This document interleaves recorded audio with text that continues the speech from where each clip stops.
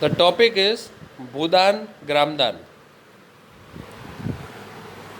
Mahatma Gandhi declared Vinoba Bhave as his spiritual heir. यानी महात्मा गांधी ने विनोबा भावे को अपना उत्तराधिकारी घोषित किया था. He also participated in Satyagraha as one of the most foremost Satyagrahis. He supported Gandhiji's concept of Gram Swaraj. After Gandhiji's martyrdom, Vinoba Bhave undertook Padyatra to spread this message throughout the country. अब हुआ क्या, जब जब सत्याग्रह के आंदोलन हुए तब तब विनोबा भावे ने उसमें हिस्सा लिया. गांधी जी का एक विचार था ग्राम स्वराज का, यानी रूल ऑफ द पीपल उसी गांव के अंदर, कि गांव अपने आप में सशक्त बने और किसी के आगे उनको विनती ना करनी पड़े. गांधी जी को शहीद होने के बाद विनोबा भावे ने देश भर में पदयात्रा की थी ग्राम स्वराज के मैसेज को स्प्रेड करने के लिए. Once when he was at Andhra Pradesh, some landless farmers demanded land for their economic well-being. He assured them to talk to the Indian government for provision of land for them if they undertook cooperative farming. एक समय पदयात्रा के वक्त वो आंध्र प्रदेश में थे, तो कुछ landless जो फार्मर्स थे जिनके पास ज़मीनें नहीं थी, उन्होंने इन विनोबा भावे से ज़मीन मांगी खेती करने के लिए ताकि वो अपना गुजारा कर सके. He assured them to talk to the Indian government for provision of land for them if they undertook cooperative farming. Vinoba Bhave ने उनको अश्योरेंस दिया कि वो सरकार से बात करेंगे अगर वो लोग कोऑपरेटिव फार्मिंग करते हैं, तो मतलब वो लैंड सभी का होगा, वो किसी एक का मालिक नहीं होगा, वो सभी को उसमें साथ में खेती करनी पड़ेगी. Sri Ramchandra Reddy stood up and offered 80 acres of land to 80 landless farmers, and this was known as भूदान. वहाँ पर एक ज़मींदार थे श्री रामचंद्र रेड्डी नाम के, उन्होंने तुरंत ही खड़े होकर 80 एकड़ ज़मीन 80 बिना ज़मीन के किसानों को एक एक एकड़ ज़मीन दे दी, और इसका नाम पड़ गया भूदान, यानी डोनेशन ऑफ लैंड. लेटर ही introduced his ideas throughout India. Some zamindars offered to distribute villages among the landless. कुछ जमींदारों ने तो गांव के गांव दे दिए, and this was known as Gramdan, donation of village. However, many landowners chose to provide some part of their land to the poor farmer due to the fear of land sealing act. लेकिन इसमें से बहुत से जमींदार ऐसे थे जिन्होंने एक कानून के डर से ज़मीनें दान करना शुरू कर दिया था. वो था लैंड सीलिंग एक्ट. इस एक्ट के तहत क्या था कि जितने भी एक्सेस ज़मीन थी वो गवर्नमेंट उसे अपने कंट्रोल में ले लेती और फिर इन्हें दे देती. तो इससे बचने के लिए उन्होंने खुद डोनेशन करना शुरू कर दिया. And this Bhoodan Gramdan movement initiated by Vinoba Bhave is also known as bloodless revolution. ये एक ऐसा रिवॉल्यूशन था जिसमें परिवर्तन हुआ लेकिन खून नहीं बहा. Contribution of agriculture to the national economy, employment and output. Agriculture has been the backbone of Indian economy throughout its share in the gross domestic product and has registered a declining trend from 1951 onwards. देश की अर्थव्यवस्था में GDP उसका backbone रही है, लेकिन साल 1951 से लगातार जीडीपी में उसका शेयर घटता जा रहा है. In 2010-11, about 52% of the total workforce was employed by the farm sector. साल 2011-10-11 के अंदर देश की तकरीबन 52% जो वर्कफोर्स है वो सभी के सभी फार्म सेक्टर में थी. Declining the share of agriculture in GDP is a matter of serious concern because any decline and stagnation in agriculture will lead to a decline in other spheres of economy having wider implications for society. Agriculture का share घटना GDP में ये बहुत चिंता का विषय है, क्योंकि अगर इसमें डिक्लाइन होता है तो ऑटोमेटिकली इकोनॉमी के जो और स्पीयर्स हैं, आपकी और इंडस्ट्रीज़ हैं, उसमें असर दिखेगा. क्योंकि एग्रीकल्चर जो है वो लगभग बहुत सारी इंडस्ट्रीज़ का main source of raw material provider है, और इसी के चलते ICAR को एस्टेब्लिश किया गया था, Indian council of agriculture research, agriculture university, veterinary services and animal breeding centres, horticulture development, research and development in the field of meteorology and weather forecast were given priority for improving Indian agriculture. ये India का GDP है और major sectors में आप देख सकते हैं agriculture में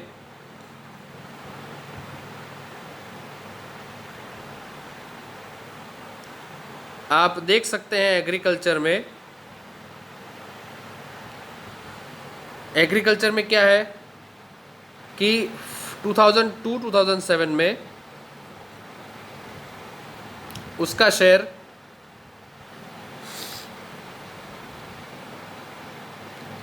1.7 था, इंडस्ट्रीज का 8.3 था, सर्विसेज का 9.0 था और इस हिसाब से जीडीपी कितनी थी उस समय की 7.2। 11th 5-year प्लान में देखेंगे तो जीडीपी का शेयर बढ़ा है 3.2, फिर इंडस्ट्री में घटा है, सर्विस सेक्टर में बढ़ा है। अब 2012 से 17 के जो टारगेट्स थे वो जीडीपी को 9.0 9.5 तक ले जाने के थे, लेकिन वो कभी हो पाया नहीं, लगातार उसमें डिक्लाइन देखा गया। ये उसी का एक्सप्लेनेशन है। दो GDP rate is increasing over the year, it is not generating sufficient employment opportunities in the country. Growth in agriculture is decelerating. When I talk about deceleration,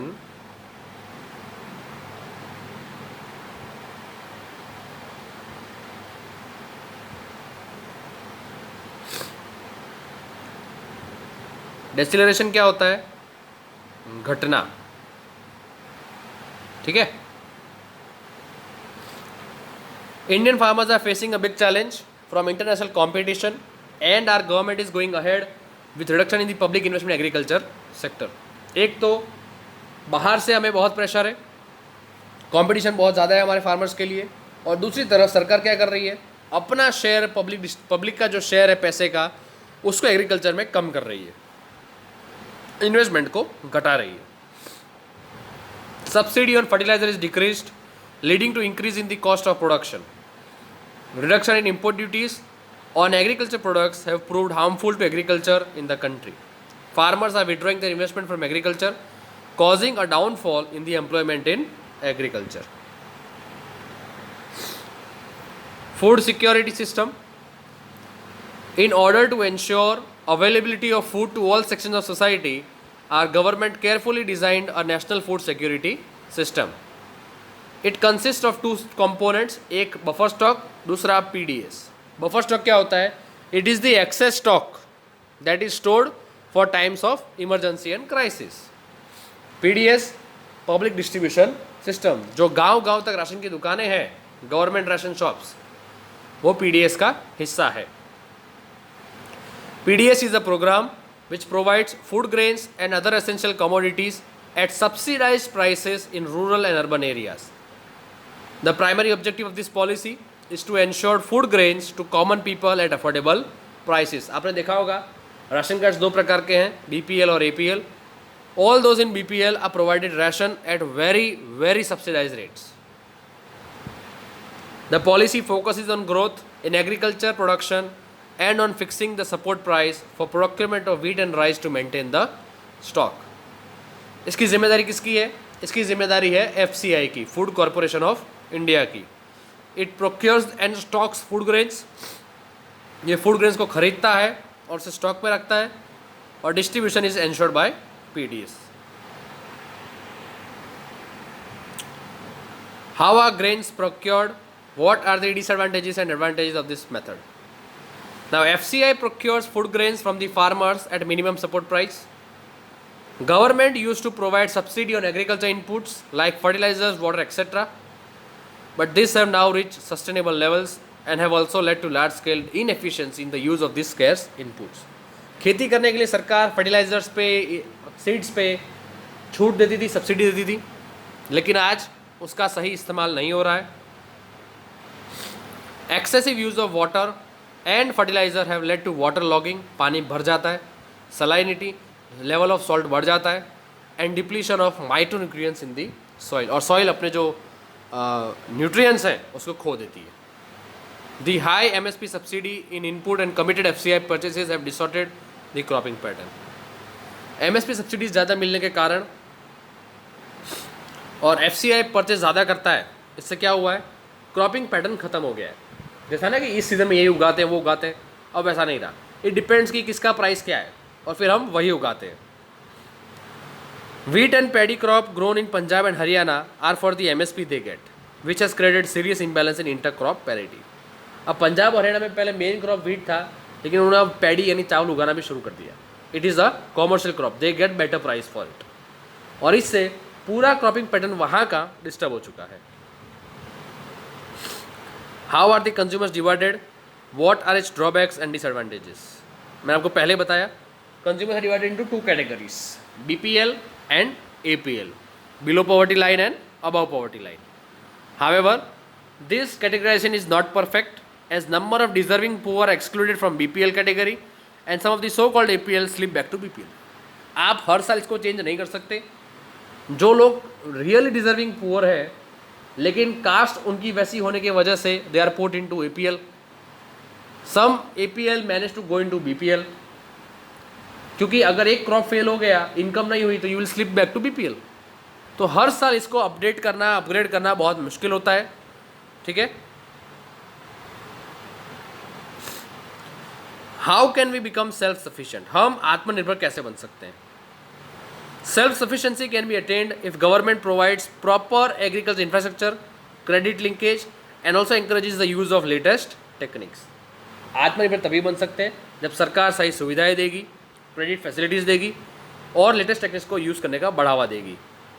instead of concentrating only on wheat और rice, the food crop which is better growth potential in the particular area must be encouraged. उस इलाके में जो सबसे best उग सकता है उसे उगाना चाहिए और उसे एनकरेजमेंट देना चाहिए.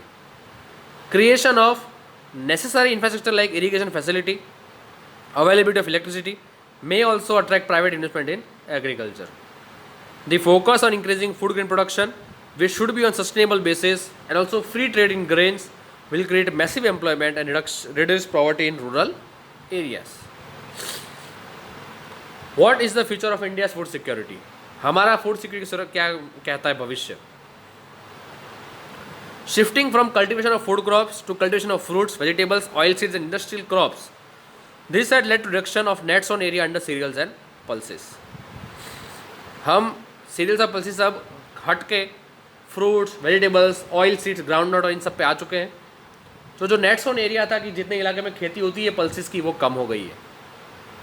Competition for land between non agriculture use and agriculture has reduced net sown area.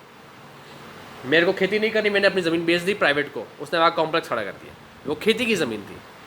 इससे क्या हुआ है कि नॉन एग्रीकल्चर यूज़ के लिए भी अब खेती वाली ज़मीनों का इस्तेमाल शुरू हो गया है. इससे नेट सोन एरिया कम हो जाता है. Productivity of land is declining due to fertilizers, pesticides and insecticides, and scarcity of water has led to reduction of area under irrigation, whereas inefficient water management has led to water logging and salinity. जहाँ पर पानी की scarcity है तो वहाँ पे area under irrigation कम हो चुका है, और जहाँ पे पानी को इनएफिशिएंटली मैनेज किया गया है वहाँ पे या तो पानी जमा हो जाता है या फिर पानी में सॉल्ट का लेवल बढ़ जाता है. ये इंडिया का फूड ग्रेन प्रोडक्शन है मिलियन टन्स में. आप देख सकते हैं कौन से साल में कितना हुआ है. 2006-7 में इट वाज 201.4 मिलियन टन्स, फिर 207, 210, फिर घट के वापस आ गया 201 पे, लेकिन फिर बढ़ गया 215 पे.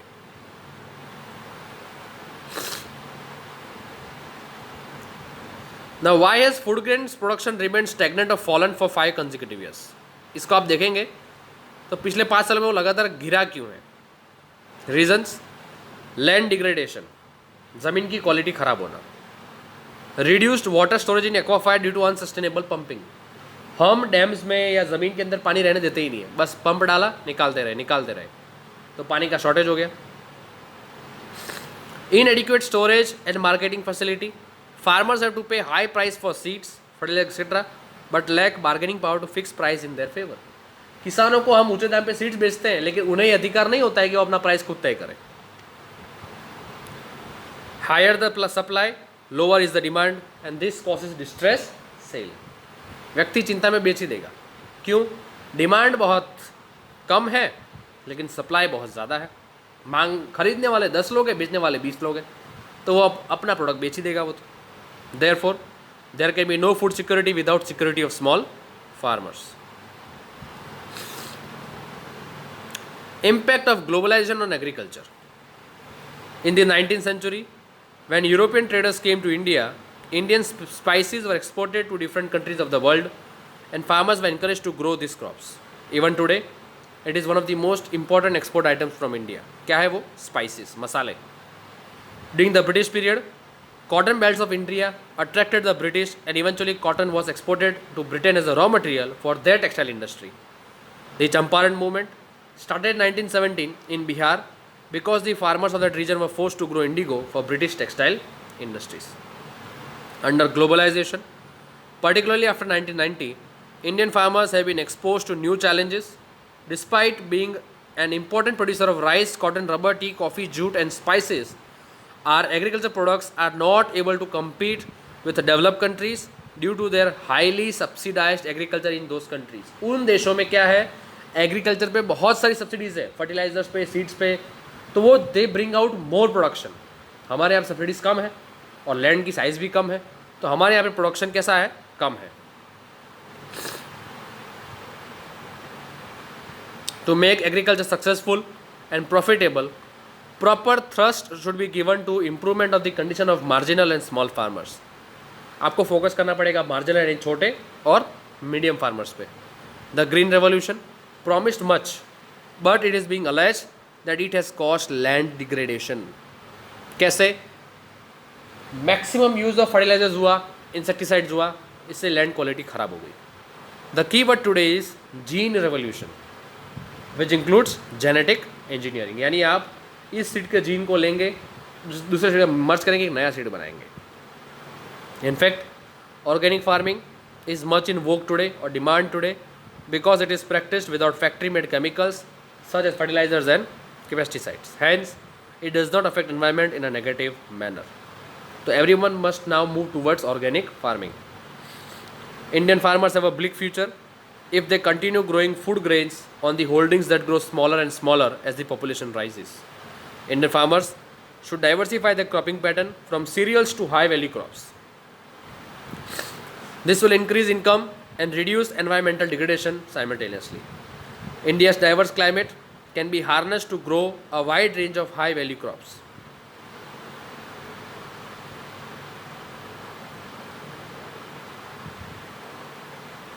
Thank you. The lesson will end here. This is the last part of the lesson.